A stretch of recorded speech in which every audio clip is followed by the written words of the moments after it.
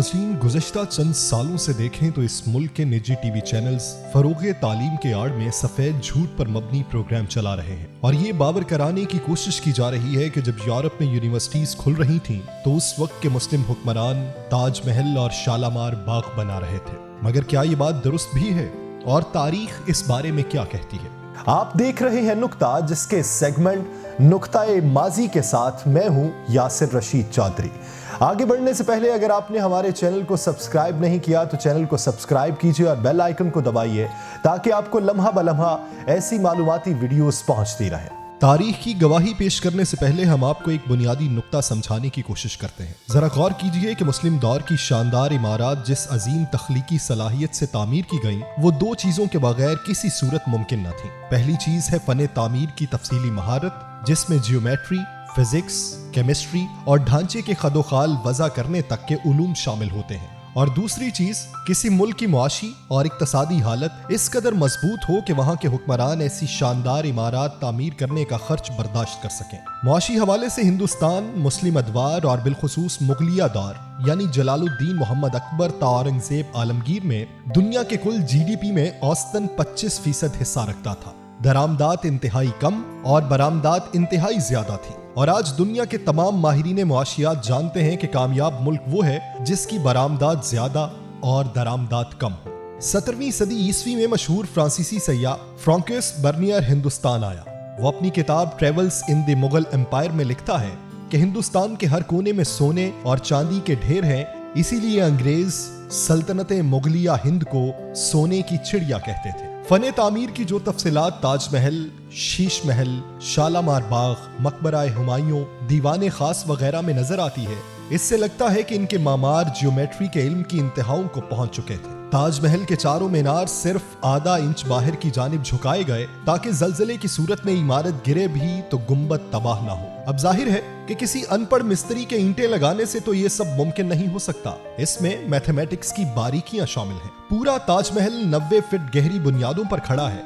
उसके नीचे 30 फीट रेत डाली गई कि अगर जलजला आए तो पूरी इमारत रेत में घूम सी जाए और महफूज रहे। लेकिन इससे भी हैरानी की बात यह है कि फने तामीर का ये इतना बड़ा शाहकार दरिया के किनारे तामीर किया गया है और दरिया किनारे इतनी बड़ी तामीर अपने आप में एक चैलेंज थी। इस मकसद के लिए पहली बार वेल फाउंडेशन मुतारिफ कराई गई, यानी दरिया से भी नीचे बुनियादें खोदकर उनको पत्थरों और मसाले से भर दिया गया और ये बुनियादें सैकड़ों की तादाद में बनाई गईं, गोया ताजमहल के नीचे पत्थरों का पहाड़ और गहरी बुनियादों का वसी जाल है। इस तरह ताजमहल को दरिया के नुकसानात से हमेशा के लिए महफूज कर दिया गया। ये इमारत बैक वक्त इस्लामी, फारसी, उस्मानी, तुर्की और हिंदी फन तामीर का नमूना है। ऑस्ट्रिया की यूनिवर्सिटी ऑफ वियना से ताल्लुक रखने वाली प्रोफेसर एबा कोच ने हाल ही में ताजमहल के इस्लामी एतबार से रूहानी पहलू वाजे किए हैं और भी कई राज मुस्तकबिल में सामने आ सकते हैं। ताजमहल की मरकजी इमारत के अंदर दाखिल होते हुए इसका नजारा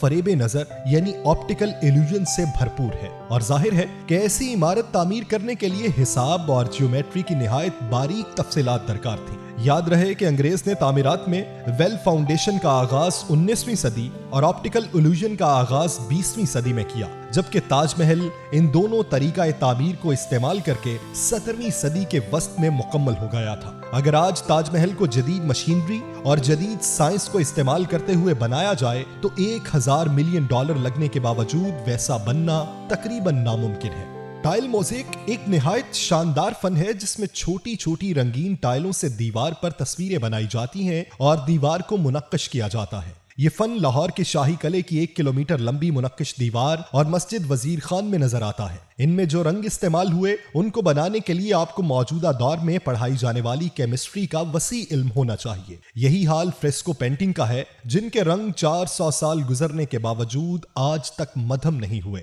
तमाम मुगल अदवार में तामीर शुदा इमारतों में टेराकोटा से बने जेरे जमीन पाइप मिलते हैं। इनसे सीवरेज और पानी की तरसील का काम लिया जाता था। कई सदियां गुजरने के बावजूद ये अपनी असल हालत में मौजूद है। हकीकत यह है कि मुस्लिम फन तामीर का मुकम्मल इल्म हासिल करने की कोशिश की जाए और मौजूदा दौर اور موجودہ دور کے سائنسی پیمانوں پر ایک نصاب کی صورت تشکیل دیا جائے تو صرف ایک فن تعمیر کو مکمل طور پر سیکھنے کے لیے پی ایچ ڈی کی کئی ڈگریاں درکار ہوں گی۔ سوال یہ ہے کہ کیا یہ سب کچھ اس ہندوستان میں ہو سکتا تھا جس میں جہالت کا دور دورہ ہو اور جس کے حکمرانوں کو علم سے نفرت ہو؟ یہ مسلم نظام تعلیم ہی تھا جو سب کے لیے یکساں تھا، جہاں سے بیک وقت عالم، صوفی، معیشت دان، طبیب، فلسفی، حکمران اور انجینئر نکلتے تھے۔ شیخ احمد سرہندی ہو، جہانگیر ہو یا استاد احمد لاہوری ہو، یہ سب مختلف گھرانوں سے تعلق رکھنے کے باوجود ایک ہی تعلیمی نظام میں پروان چڑھے، اسی لیے ان سب کی سوچ انسانی مفاد کے لیے تھی۔ آئیے تاریخ کے اوراق سے چند مزید گواہیاں تلاش کرتے ہیں۔ ول ڈیورنٹ مغربی دنیا کے مشہور ترین مورخ اور فلاسفر ہیں۔ وہ اپنی کتاب سٹوری آف سیولائزیشن میں مغل ہندوستان کے بارے میں لکھتے ہیں، ہر گاؤں میں ایک سکول ماسٹر ہوتا تھا جسے حکومت تنخواہ دیتی تھی۔ انگریزوں کی آمد سے پہلے صرف بنگال میں 80,000 سکول تھے اور ہر 400 افراد پر ایک سکول ہوتا تھا۔ ان سکولوں میں 6 مضامین پڑھائے جاتے تھے: گرامر، آرٹس اینڈ کرافٹس، طب، فلسفہ، منطق اور متعلقہ مذہبی تعلیمات۔ ول نے اپنی ایک اور کتاب اے کیس فار انڈیا میں لکھا ہے کہ مغلوں کے زمانے میں صرف مدراس کے علاقے میں 1,25,000 ایسے ادارے تھے جہاں طبی علم پڑھایا جاتا اور طبی سہولیات میسر تھیں۔ میجر ایم ڈی واسو نے برطانوی راج اور اس سے قبل کے ہندوستان پر بہت سی کتب لکھی ہیں۔ وہ میکس مالر کے حوالے سے لکھتا ہے کہ بنگال میں انگریزوں کے آنے سے قبل وہاں 80,000 مدرسے تھے۔ میجر نے تو یہاں تک لکھا ہے کہ ہندوستان کے عام آدمی کی تعلیم یعنی فلسفہ، منطق اور سائنس کا علم انگلستان کے رئیسوں حتیٰ کہ بادشاہ اور ملکہ سے بھی زیادہ ہوتا تھا۔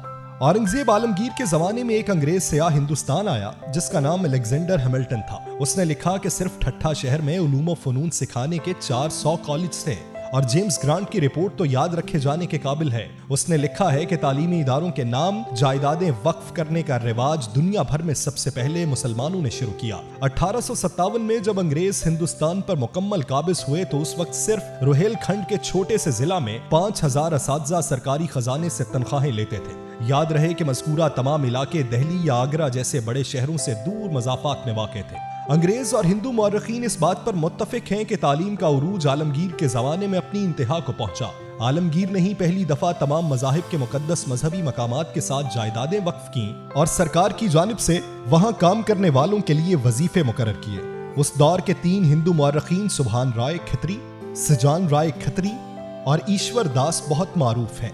سجان رائے کھتری نے خلاصہ التواریخ، بھیم سین نے نسخہ دلکشا اور ایشور داس نے فتوحات عالمگیری لکھی۔ یہ تینوں ہندو مصنفین متفق تھے کہ عالمگیر نے پہلی دفعہ ہندوستان میں طب کی تعلیم پر ایک مکمل نصاب بنوایا اور طب اکبر، مفرع القلوب، تعریف الامراض، مجربات اکبری اور طب نبوی جیسی کتابیں ترتیب دے کے کالجز میں لگوائیں تاکہ اعلیٰ سطح پر صحت کی تعلیم دی جا سکے۔ یہ تمام کتب آج کے دور کے MBBS نصاب کی ہم پلہ ہیں۔ اورنگزیب سے بھی کئی 100 سال پہلے فیروز شاہ تغلق نے دلی میں اسپتال قائم کیا جسے دارالشفا کہا جاتا تھا۔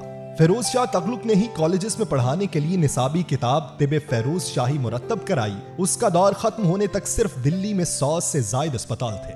یوں تو تاریخ سے ایسی ہزاروں گواہیاں پیش کی جا سکتی ہیں، لیکن اگر ہو سکے تو آپ لاہور کے مقبرہ انارکلی میں موجود اس وقت کے ہر ضلع کی مردم شماری رپورٹ ملاحظہ فرما لیں۔ آپ کو ہر ضلع میں شرح خواندگی 80% سے زائد ملے گی، جو اپنے وقت میں بین الاقوامی سطح پر سب سے زیادہ تھی۔ لیکن انگریز جب یہ ملک چھوڑ کر گیا تو یہی شرح صرف 10% تھی۔ بنگال 1757 میں 7% تک آیا اور اگلے 34 برسوں میں سبھی اسکول و کالجز کھنڈر بنا دیے گئے۔ ایڈمنڈ بروک نے یہ بات واضح طور پر کہی تھی کہ ایسٹ انڈیا کمپنی نے مسلسل دولت لوٹی، جس وجہ سے ہندوستان بدقسمتی کی گہرائی میں جا گرا۔ پھر اس ملک کو تباہ کرنے کے لیے لارڈ کارنیولس نے 1781 میں پہلا دینی مدرسہ کھولا۔ اس سے پہلے دینی اور دنیاوی تعلیم کی کوئی تقسیم نہ تھی۔ ایک ہی مدرسے میں قرآن بھی پڑھایا جاتا تھا، فلسفہ بھی اور سائنس بھی۔ یہ سب تاریخ کی گواہیاں ہیں۔ لاہور میں مغلیہ فن تعمیر پر کبھی نظر دوڑائیے، آپ انجینئرنگ کے کارناموں پر محو حیرت رہ جائیں گے، کیونکہ جب یورپ یونیورسٹیز بنا رہا تھا تو یہاں وہ تعلیمات عام ہو چکی تھیں۔ لیکن یہ موجودہ ظالم نظام جہاں ہمیں اپنی اعانت کے لیے اپنا کلرک بناتا ہے، وہاں ہماری عظیم تاریخ کو بھی مبہم کر دیتا ہے۔ لیکن تاریخ کو مسخ کر کے ٹی وی اشتہار اور پروگرام بنانے والے جھوٹ کا کاروبار کرنا چاہیں تو یہ باطل اور مروب نظام نہیں روکتا۔ حضرت اقبال فرماتے ہیں، وائے ناکامی متائے کارواں جاتا رہا، کارواں کے دل سے एहसासे ज़िया जाता रहा।